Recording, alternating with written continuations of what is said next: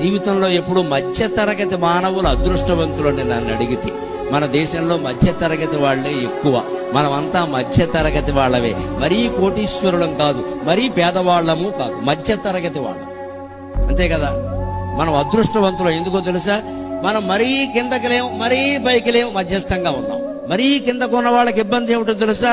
నిరంతరము బాధే. ఓ పూట ఉంటే రెండో పూట ఉండదు. ఓ పిల్లకి పెళ్లి చేస్తే రెండో పిల్లకి కష్టం. ఓ పిల్లాడిని చదివిస్తే రెండో పిల్లాడు చదవడానికి డబ్బులు లేవు. అలాగనే చదువు మానిపిస్తే వాడు వీడు గొడవ పడతారు. నాన్నకు నువ్వంటే ప్రేమ, నిన్ను చదివించాడు, రిక్షా తొక్కి మరీ చదివించాడు, నన్ను చదివించలేదంటాడు. ఎంతమందిని చదివిస్తారండి? రకరకాలు పేదవాళ్ల బాధలు.